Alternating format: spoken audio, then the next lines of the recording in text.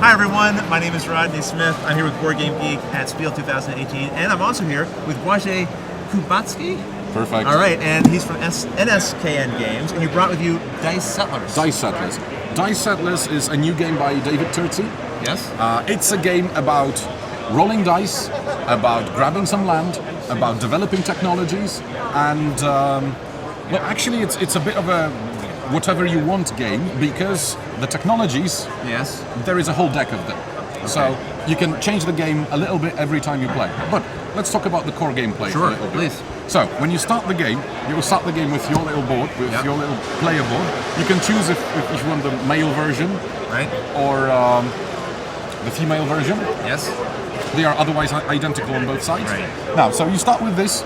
You start with your little starting dice quota. The dice quota will tell you how many dice you will draw every round from your bag. So you start with 3. You also start with some dice. We'll start with 3 basic white dice, 1 yellow die, and 1 green die. Okay. Right? And all of these will go into the bag. Now, okay, so what you're doing in this game, you're going to be exploring the land.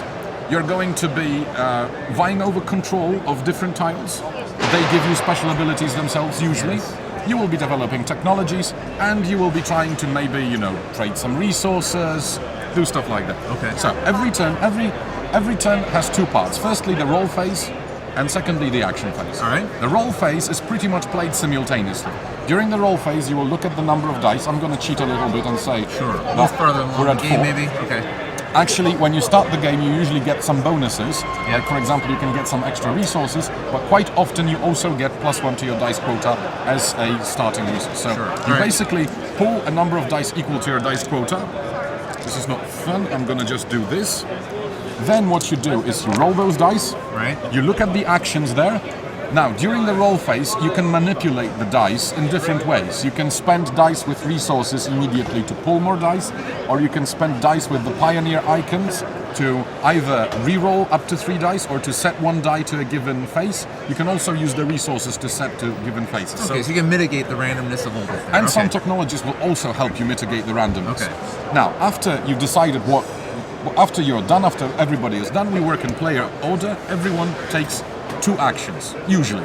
So, if I were the first player, I would take 1 action, you would take 1 action, other players 1 action, then we do another action, and the round ends. Okay.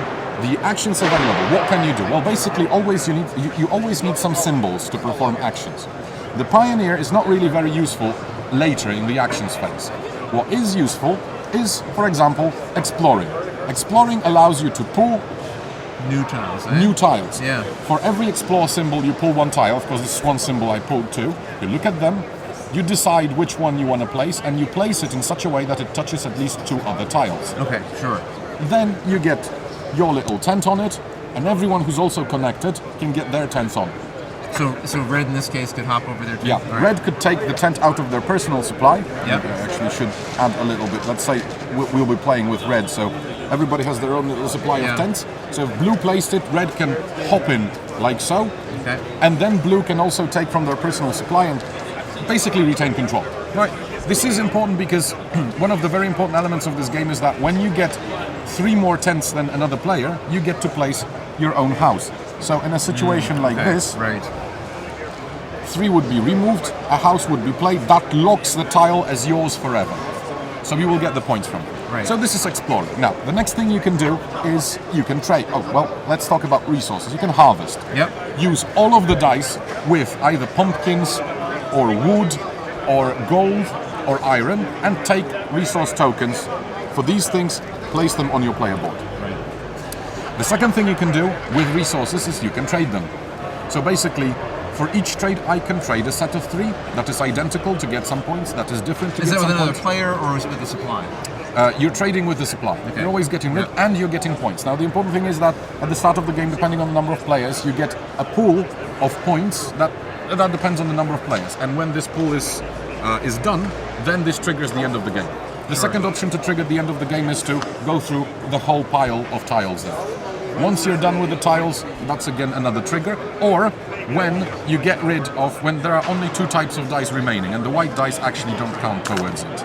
You can't buy them during the game. Right. Speaking of buying dice, here is another action which is higher. higher allows you to get a new die. You can get only the die you have access to, and you have access to if you are on a given type of... I see. Because these colors of the tiles match the colors Yes. of the dice. Also, every tile comes with a little symbol, and as you can see, the same little symbol is on the die. So if you at any time have any doubts whether this is brown or orange, you can always check the symbols. So this basically goes into your the new bought die. Let's say I actually wanted to buy the yellow one, goes into your spent pool. Now, why do you want to buy specific dice, by the way? Because every die has its own little set of symbols. Some of the symbols only appear on some dice. Like, for example, the raid symbol appears only on grey dice. Raiding is a bit nasty. What you do is you pick a tile you're on with another player, and you say, off you go, you give that back, you take a tent from your personal supply and place it like... Which is why these are so important, I suppose, because they can't be a... Exactly. You cannot raid houses in any way. Right, so I talked about raiding, I talked about harvesting, of course, settling. This is yet another action. For each settle icon, you can place a new tent from your personal supply, and oh, look at that, I just made another house. Right. So this goes away. You can also take new tents from the general supply to yours, or for one, you can take as many tents as you want to from the board already. Okay, raiding, harvesting, trading, exploring, settling. That is pretty much everything you do here. Now, there are also tiles that have factories. Factories allow you to remove your tent. So these have printed special abilities? Yes, exactly, to do something. Or you can get some bonus immediately, or you can get an extra action, or you can get an extra icon, and so on and so forth. Finally, technologies. Every time, with this symbol, you can research technologies. Now, technologies, when we look at a very big technology card, this is one of the end scoring one cards. When you look at it, this is the number of technology symbols you need. This is the types of terrain you have to be on. This one has pretty much everything.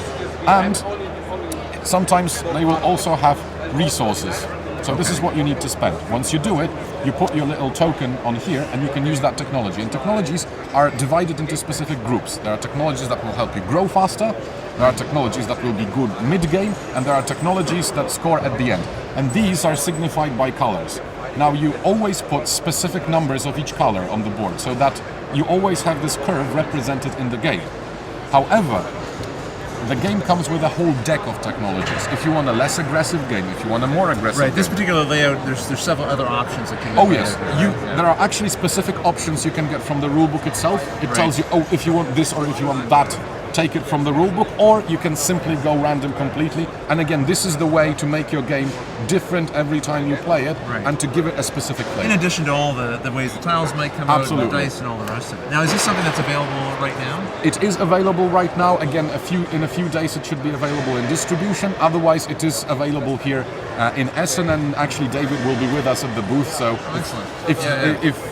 if any of you visit Essen and you want a signed copy, then that would be a great time to do it. And how long does it take approximately to play the game? This is about a 45-minute game. The first time you play it, you again might be slightly overwhelmed. Sure. However, we have I think a really solid player aid here. Yes. So once you know what you're doing, it's about 45, maybe to 60-minute game. Okay. Well, thank you so much for the overview. Really Thank appreciate you. it. And all of you, I hope you enjoyed. See you later.